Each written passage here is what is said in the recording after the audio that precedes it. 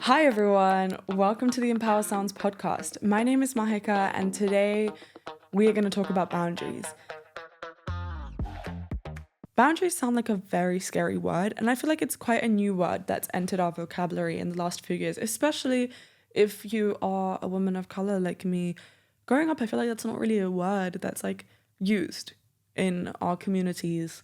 And I want to reflect on how boundaries have been one of the most game changing things for me in the past few years, and how boundaries don't make you a bad person.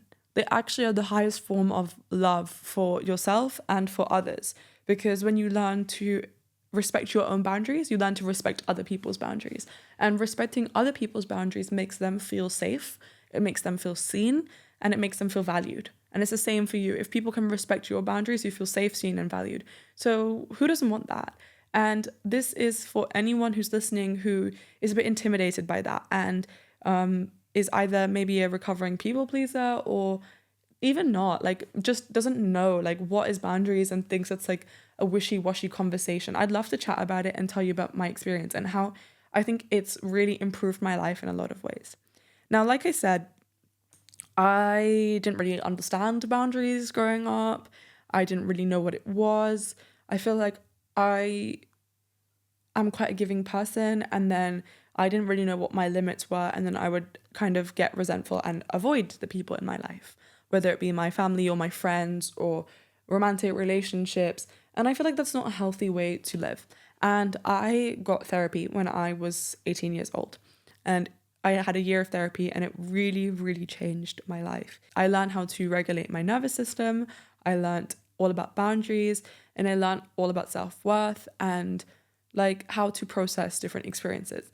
Now, I've made a whole episode on the 10 most important things that I learned at therapy, and I really, really, really recommend that you listen to it if that's something that you're interested in. And if therapy is not something that you can afford right now, it's a good entry point into getting some of the best takeaways. Like, it's all the stuff I learned in a whole year's worth of getting therapy every week. Boundaries. So, my therapist started talking to me about boundaries. And again, it sounds like such a scary word. Like, boundary sounds like very rigid, very cold, very structured, and that was very confronting. Like, I really didn't want anything to do with that. And I'm here to tell you that it doesn't have to be. And there's many different types of boundaries. So first of all, we have physical boundaries, we have emotional boundaries, we have spiritual boundaries, sexual boundaries, whatever. Like, there's so many different types. And then we have rigid boundaries of like, this is like a harsh no for me.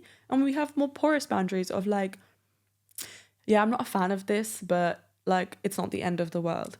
And so, kind of understanding that spectrum and that variety is so important because you're going to start seeing that in different areas of your life. And I want to give you different examples of how this can work out for you. So, I'm going to start with friendship.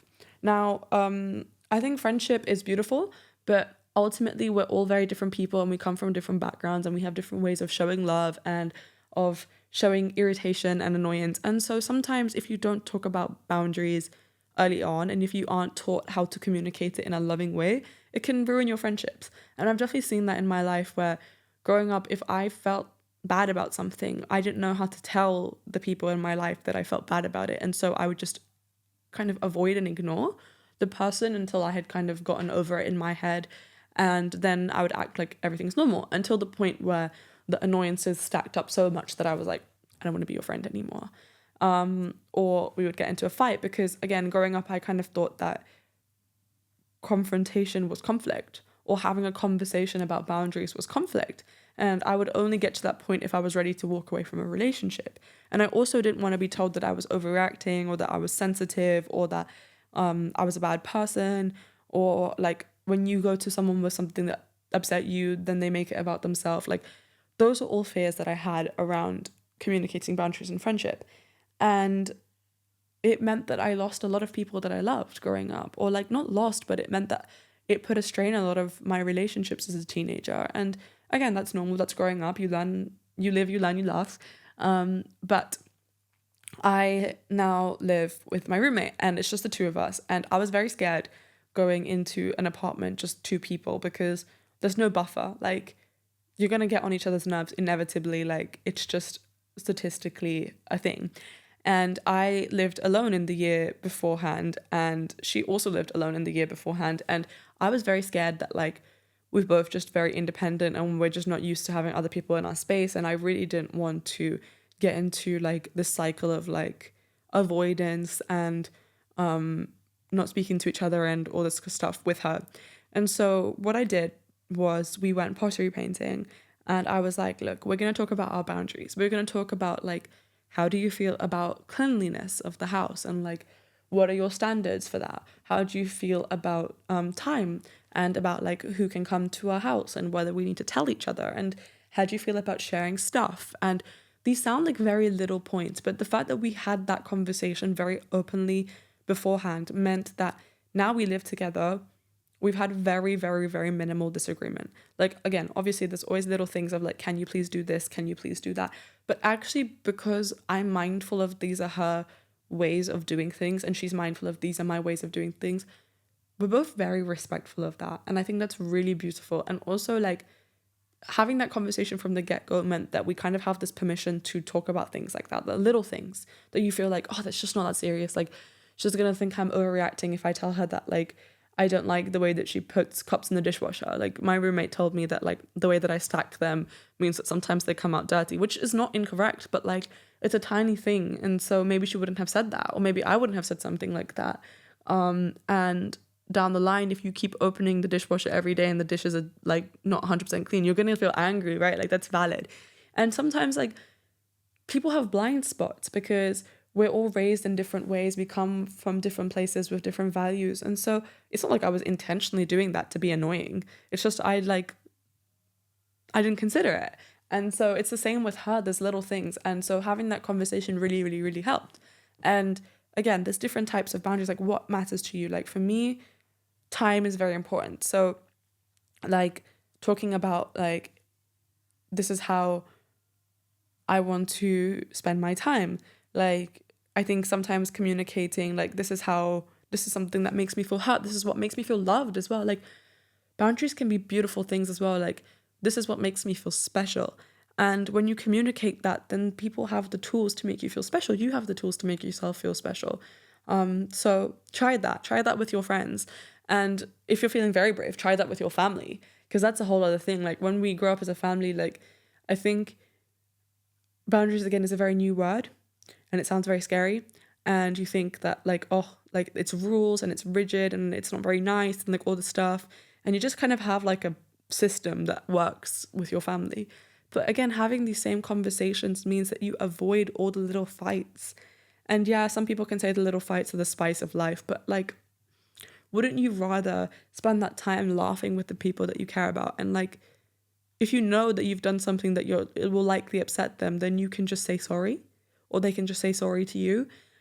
So try that. And again, when you're having that conversation, it doesn't have to be a super serious stare into each other's soul and like make super intense eye contact and be like, these are my rules. Like, go do an activity, go on a walk, go pottery painting, go to like a class of something, and you can talk about it there and like use the activity as a bit of a buffer to take off the tension, especially if it's your first time. Now, I know I started with friends, but actually I want to rewind and say that you need to actually take some time to go and sit by yourself, go to a cute coffee shop, go to the park, go sit in your room, make a little ritual, light a candle, make a cup of tea, whatever the situation may be, and sit down and say, what am I comfortable with? What am I not comfortable with? Now, initially, that's going to feel weird because maybe you've never asked yourself that question and you're a very go with the flow kind of person, and whatever people do, you only realize retrospectively, oh, that didn't feel very good. I didn't enjoy that. But you're going to have some ideas of like, what do I like? What do I not like? And start there and write it down. Like, I don't like when people do this. I don't like when people do that. I like when people do this. And then also like have boundaries for yourself. If you don't like when people are flaky with you, don't be flaky to yourself. Don't say that you're going to do something and then just not do it again and again and again, because that's you breaking your own boundary for yourself. How will you trust that other people are going to respect your boundaries if you don't respect your boundaries? You have to be the one to enforce them. And that starts with you. It starts with you. It's not about other people. It's not about, oh, my boyfriend didn't listen to me. My friend doesn't respect me. My mum doesn't listen to what I'm saying. Like, You have to be the person who sets the example of, this is what matters to me, this is how I'm going to uphold that. And so try, like, start small, try a little practice.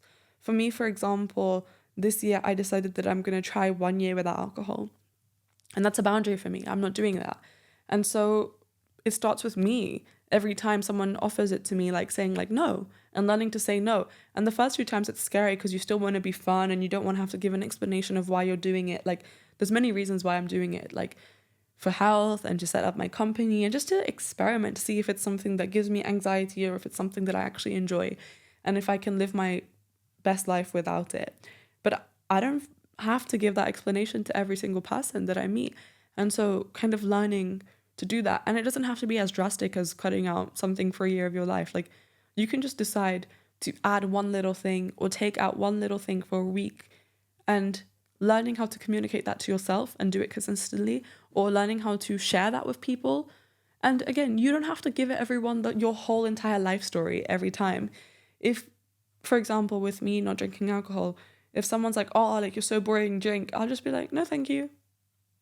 And you don't have to be like, you don't have to explain, oh, I promise I'm fun, I promise I'm like this, I promise. No. When you over-explain, that's also a sign that you don't think that your boundaries are going to be respected. And again, as women, that comes from a place of fear, because sometimes we live in a society where we say no and people take that as convince me. Like, whether that be in dating, you say no and someone keeps like making an effort and just doesn't leave you alone, or the same with like work or friendship or whatever. But no is like, no one's going to respect your no if you don't respect your no. If you say no and then people try and convince you and then you don't want to do it, but then you just do it because you think like, what will people think? It just shows to you that you can't trust that you know what's best. And I was in that place when I was a bit younger where if I didn't want to do something, people were like, oh, like, don't be boring. I would go do it because I wanted to be cool and fun. And that meant that I put myself in situations that really didn't feel very nice. Like, I didn't feel very safe. I didn't feel very respected. I didn't feel very valued. And so, again, it starts with you, and you have to be a bit reflective of that. And when it comes to actually knowing what your boundaries are, the more you listen to yourself, the more you actually respect your boundaries, the more that voice will become louder and louder in your head of, this is what I want, this is what I don't want. And when you experience stuff, like afterwards taking some time to sit in silence and be like, how did I feel about that? How did I feel about that social interaction? How did I feel about that date? How did I feel about that job interview? Whatever it is, that experience. Now, this is something that I swear by. I take 5 minutes every week at the end of my week, and I do this thing called an energy audit. And I just make a little table in my notebook, plus, minus, neutral. Now, it's very simple. On the plus side, you write, these are things that gave me energy, things that made me feel positive, like things that I liked to eat, people I liked seeing, activities that I liked doing, habits that I enjoyed, things that made me feel good about myself, good about my life, that made me want to smile. Then you have negative. Now, negative doesn't have to be bad. It's just things that take your energy. It's just things that feel a little bit more intensive to you. It doesn't have to be about, I don't like this person, I don't like this thing, demonizing it, villainizing it. It's just knowing that it takes more of your energy. And then you can decide, when I'm in a phase of life where I'm overwhelmed, I'm not going to make this a priority in my life, or I'm not going to take it personally if this doesn't go well or whatever. And then you have neutral. And again, there's nothing wrong with having neutral things in your life. We have so many neutral things in our life. But identifying what is filler space means that when you're planning your weeks or your days, or you want to know how to intentionally spend your time, you can organize it so you're spending it as much as possible with things that give you energy. And this is going to change. Some weeks are things that give me energy, are other weeks things that feel neutral or don't feel as exciting. And again, if you're a woman listening to this, you have a menstrual cycle. And so when you're in your luteal phase, or when you're in your period, if you do lots of energy draining things, you're just going to feel worse. And again, I'm not saying to cut all the energy draining things out of your life. That's not possible. Like, you're going to have to do it anyways, but being mindful of it means that you can budget your energy. It's the same with money.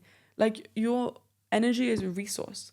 And so if you know that like energy draining things cost more, you're going to just have to take out more of the budget to spend those things, if that makes sense.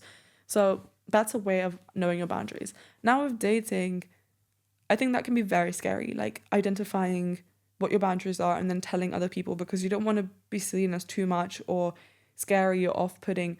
But I promise you that people respond well to boundaries if you do it in a kind way.